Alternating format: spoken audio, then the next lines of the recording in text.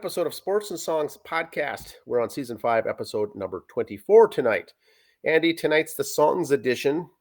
Our Yes. Thursday night show. We always talk music, albums, concerts, tours, and musical guests. Tonight we're going to do a music focus. Tonight is April 18th. Yes. If that means anything, but it does a little bit here. It does a little. We'll get to that, but it's April 18th here. Yes. And we're going to do a music focus. Yes. We're not picking an album like we are this month. We're doing something different. Picking musicians and going off their bits and stuff. So on the talents, we're going to go like what I call a deep dive onto a musical talent person and a focus. We're going to focus tonight. So Andy, who's our focus for tonight? Well, tonight, his birth name, okay, James Herbert Keenan, or Maynard James Keenan, as a lot of you know him, as the lead singer of Tool and a Perfect Circle. Oh, perfect. So here we go. No pun intended there. I usually don't go into the early life too much on these guys, but you're going to have to. And again, I apologize.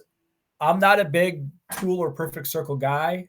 So if I mispronounce other band members' names, don't send hate mail. We're not well versed. We're not well versed here, but we want to, because at the end of the show we got a special announcement.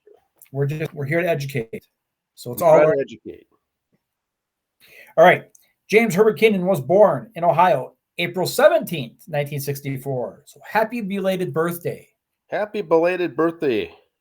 Yes. To the son of a Southern Baptist, Judith Marie, and his dad was Michael Van Keenan. He was of Irish and Italian descent. His parents divorced in 1968. His father moved to Michigan, and he would go see him about once a month every year for about the next 12 years. Mom did remarry. Mom later suffered from a paralyzing injury due to a ruptured cerebral aneurysm in 1976. Not fun. No. And he was 11 at the time. And this incident would later serve as inspiration for songs such as Tool's Jimmy, The Patient, Wings for Marie, and Perfect Circle's Judith. A few years later, she persuaded Keenan to live with his father in Scottsville, which he considers the best move he ever made. In 1982, he graduated from Mason County Central High School in Scottsville, where he was a member of the wrestling team. His father was also the coach of the team, and he quit coaching when the kid quit wrestling. So that's never happened. I didn't know that. Okay. Yes, he's got those things. And I saw pictures of this guy. Like I said, I didn't know which picture to put up. I didn't know which ones were the Tool genre, which ones were Perfect Circle genre. And I looked at the pictures, and I was judging the book by the cover, and I'm reading this stuff. I'm going, wow. Do not judge the book by the cover is the moral of the story here as we go on. Here's a scary paragraph. Inspired by Bill Murray's performance in the 91 comedy Stripes. That's a scary sentence right there. He decided to join the United States Army with the intention of having the GI Bill fund his dream of attending art school. By this point, he had lived in Kansas, Michigan, New Jersey, New York, Ohio, Oklahoma, and Texas. He initially served in the Army as a forward observer by studying at West Point Prep School from 1983 to 1984. In addition to his rigorous math and English curriculum, he wrestled, ran cross-country team, and sang in the Glee Club. The Glee Club? Yeah, so he was in the Glee Club? Yes. Did not know that either. I know. West Point. That's awesome. It was on the internet. It's got to be real. Yes. It was during his time in the military that he adopted the Maynard name as a whim based on a fictional character he created in high school. He declined an appointment at West Point and instead chose to pursue a music career because of his disillusionment with his colleagues' values and because he believed West Point would not tolerate his disobedience. Well, at least he was honest. I gotta give him that. Okay. You know, here's one note I found here interesting. Early bands. I'm not going to go into all the different early bands he was in, but there was one. During his time, he wrote an early version of the song Sober, later Tool's first successful single.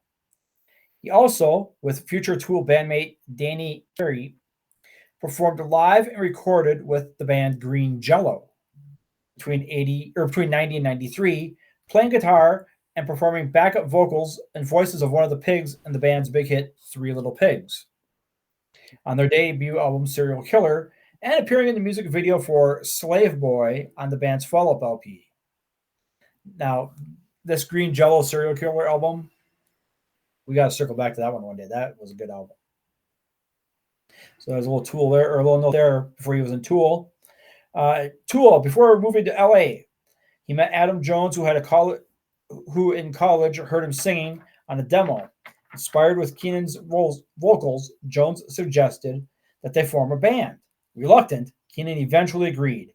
In 1990, Tool was formed, fronted by Keenan himself, and the eventual lineup included guitarist Jones, his neighbor, a drummer, Danny Carey, and bassist Paul DeMore, who had later been replaced by Justin Chancellor.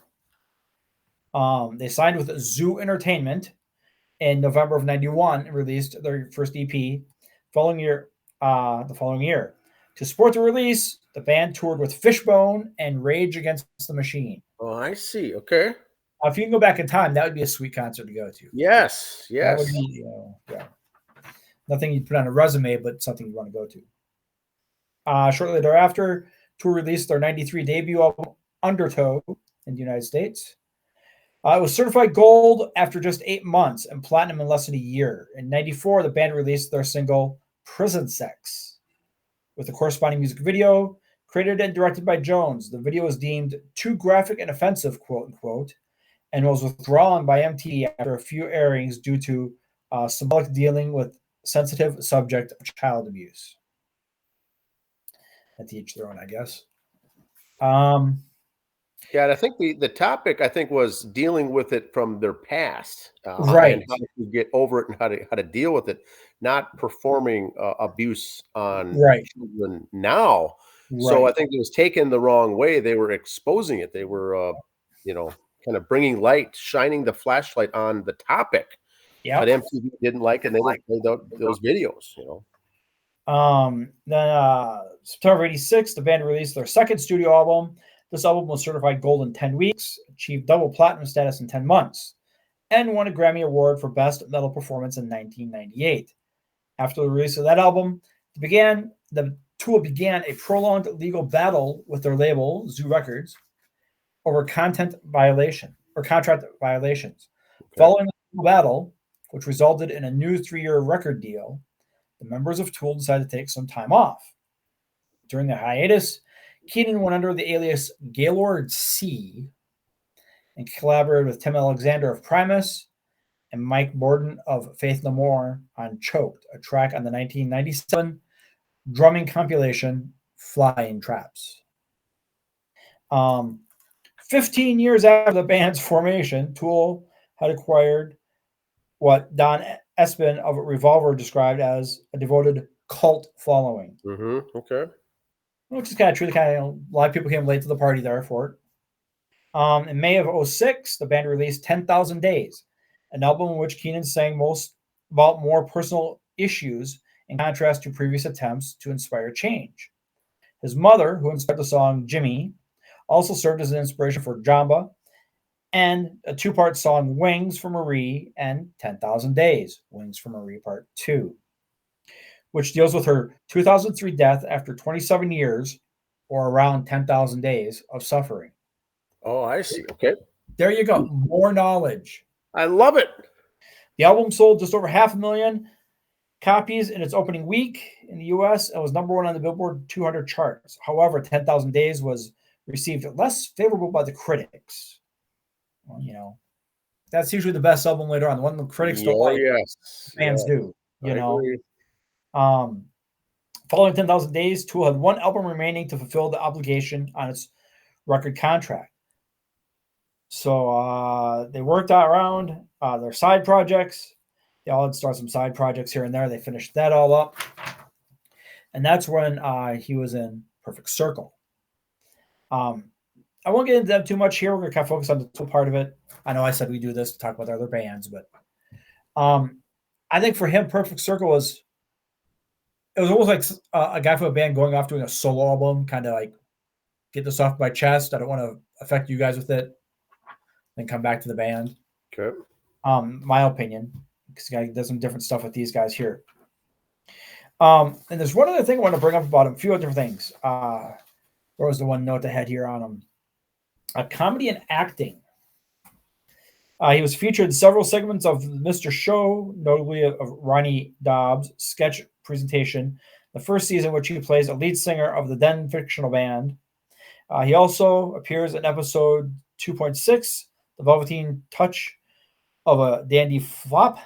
So he did a little acting there. And then the other part, which is kind of leading me up to, I don't want to give a spoiler away on what Dan's getting ready for Christmas at the office, but he got into a little winemaking on the side too. Wow. He's got his own vineyard. So I figure we got the Eddie Ojeda hot sauce. I think we could get his wine. Metallica has the bourbon whiskey out there as well. And I think Lemmy has a drink. We're going to see what Connie's got in petty cash and order some. We'll have to see. Interesting stuff here. In January 2013 interview in the Phoenix New Times, Keenan announced he's working on an autobiography. So there's something there in the works. I'm sure that's been out since. Did come out November 8th of 2016. So there's that. He performed at the 1997 benefit concert for RAN, the Rape, Abuse, and Incest National Network, inspired by Tori Amos. He is one of the notable performers of Access for Justice, a nonprofit organization that brings musicians, fans of music, and grassroots political organizations together to fight for social justice. 2004, Access for Justice released Concert Series Volume 1, including 2 tracks featuring Keenan on vocals. Second track on the album, What's So Funny About Peace, Love, and Understanding, was recorded live during Lollapalooza in Seattle, Washington. I hate to say the word activist because that's kind of wrong. Activist sounds like you're doing something stupid. You're fighting for beating a dead horse, my opinion. But it sounds like he's a champion. Cause is a good cause. I got no issues with causes. He's a champion. It sounds like. Yes, but he's dabbled in the acting. He's dabbled in the winemaking. He's done different things. The autobiography, of course, his mom's health. Parents divorced. Mom goes through bad health. This and that. It's one of those things where I say this, you kind of want to go back and re-listen to the music, knowing why they were written. Yeah. I mean, we've all done that. You've heard a song, then you hear a story about it. I got to go back and hear this again. I never knew that about it. You hear it differently.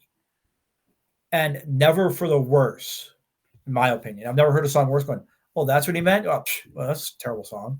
No, you loved it all along. Love it for why you love it, but maybe understand it more, love it more. New appreciation. Yes. I didn't want to use a big word like appreciation to anybody. Well, I had to go there. Yeah, you did it. But we're here to educate. And that's what I got on him. Like I said, I didn't get into the Perfect Circle stuff too much because you'll find out later on why I wanted to focus on the Tool line of him more. But he did do Perfect Circle and the other bands. He's done some soundtrack stuff, a little acting on the side, winemaking. Very talented man, military, very smart, very athletic. And again, one of those guys, when you see his picture, don't look at him and go, there's another one of those rock guys. No, he is not. He's a black belt, I think, certified in different types of martial arts as well. Yeah. Very fit.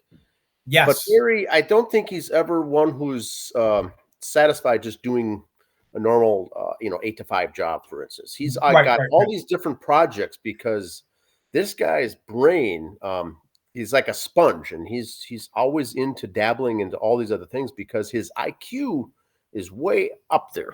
Now, A Perfect Circle is kind of like a super group as well. Yes. And so Tool was their own thing, and then when he joined up and kind of did that commingled, kind of paralleled, A Perfect Circle is like a super group. Now, I myself am not that into either one of those bands, but learning about all this is very, very interesting. So, yes, Andy, here's what I've got. My homework assignment.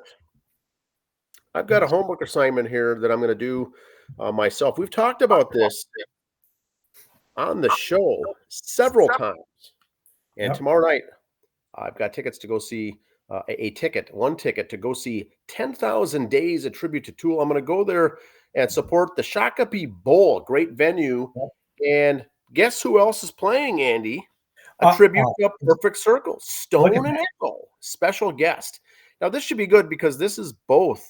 Basically, it's a Mr. Keenan tribute to both of the bands that he sang in 10,000 Days. So I'm gonna see Stone and Echo first, the opening band, which is going to be all Perfect Circle. I'm assuming it's going to be the same lead singer. I would assume, yeah. Okay, and then there's going to be a break, and then 10,000 Days come on. Now, from what I've heard in the local Minneapolis, Twin Cities, Minneapolis, St. Paul area, that this Tool band, this 10,000 Days, is the band to see. We've seen a lot of tribute bands that are really good. They pull off some tough things, but I've heard this, I would guess a dozen times already that they said, if you want to see a band, see 10,000 Days, a tribute to Tool. It'll blow your socks off. And what that's where we're hearing it from, though. We're hearing it from guys in other bands are saying this, not Joe Blow fans. It's guys in other bands are saying this. They say that if you have gone and seen Tool in concert and you go to this tribute and close your eyes, you can't tell the difference. And so it's big expectations. That's a lot to live up to. I'm really looking forward to seeing both of these groups because of your analysis there on the show. It's going to be very good to see this and put all this into perspective. I would not surprise myself, Andy, if I became a Tool fan from what I've heard. It sounds like something that I actually would like. But we've been focus on 80s and 90s hair metal bands and glam and everything else and hard rock. Yeah, because they're not really under the grunge umbrella when they came out at the time. They're not really hard. They were kind of that other. Yes, child. It's going to be very good. And like you said, with the following that they have, it's going to be very interesting. So I'm looking forward to seeing this from an outsider's perspective, to sit and watch and just take it all in.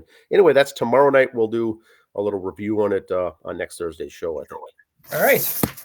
Now, check this out, Andy. Mm-hmm. The Guess Who. That's right. I'd like to get your take on this, but they made a post due to an unforeseen issue with the music licensing. Their show had to be canceled down in Florida. Now, how often does this happen? I don't see this happen too much, but I don't know much about the business side of it. I never have. Is that common? I've never heard of this. Now, what I'm taking a guess here with the Guess Who, pardon the pun, I'm wondering if it's maybe not, those aren't the 5 original members of the band, and someone else is making a stink who was an original member for a cut. Because how else could you have? Or is it the music? Who's got the rights or the copyright or the catalog? And maybe the music catalog was sold years ago, and then now they're not allowing them to do the songs here. I don't know, but if anyone knows what this is, leave the comment on it. This is a topic that's unfamiliar to both of us. We're not well versed in this. Now, check this out. Slash. Now, Andy, what's your thoughts on this album? Now, this is a new single, right? Yeah, it's got his blue. It's kind of a blues one. A lot of different guests appearing on it. Comes out this week. I should be getting it this weekend and listening to it myself. Very excited about it. Very looking forward to this one. You will hear my review later on. Yeah, it is it is called The Orgy of the Damned, and this should be very good, very interesting. It's all done in a blues format with Slash running the show and bringing in guest vocals, kind of like the Dolly Parton album. She brought in all the various other people to perform the songs with. But this should be interesting. You're going to be really heavily focused on getting that. It'd be interesting to hear a review of your thoughts on that as well. And I think that's all that I've got. Speaking of Slash, a little review from seeing Dustin Bones last week at Turtles. Yes. Lisa from the commissary and I went. Good time had by all. Had a good draw there. Nice little venue they have there at the Turtles. The boys sounded great as usual. That's not a suck up. That's the truth. They were sounding good. If you've never seen them, you need to go see them. That's all I'm going to say. I've said it before. They got the look. They got the sound. The crowd was into it the whole time. Turtles isn't that big, so it's like it was, a lot of room. It's an intimate setting, though, to see live music. Yep, it wasn't big like say Medina. We got more room. It was like Medina, just the floor part, So, but it was all set up as tables, so it was a lot of sitting. Had a little dance floor area, but yes, they were there. A little small, not much stage room. So, Eric or Axel couldn't do too much of his stuff. Didn't do a lot of costume changes because there was nowhere to do that. It was behind a little screen on the side. So used to that part. You won't see that at a Turtle show, but sound wise, if you go for the sound, not for the visual, you will not be disappointed. Was this the first time they played there? Yes. It was, okay. So a big turnout, good times had by all. Yes. Well, of course, it was shocking. So that was in their stomping grounds, if you will.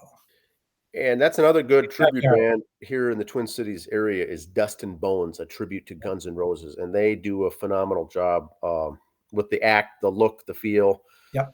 The visual all looks like you're seeing a Guns N' Roses show take place right in front of your eyes. So it's a good setup. That's why he does the costume changes, kind of keep with their concert tours. Anything else music related, Andy?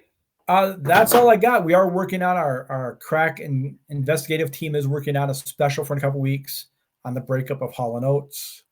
Want to get everybody side on that, where we're letting all this smoke settle before we come out with our speculations. Maybe it'll be like a 2 or 3 part series. Yes. No.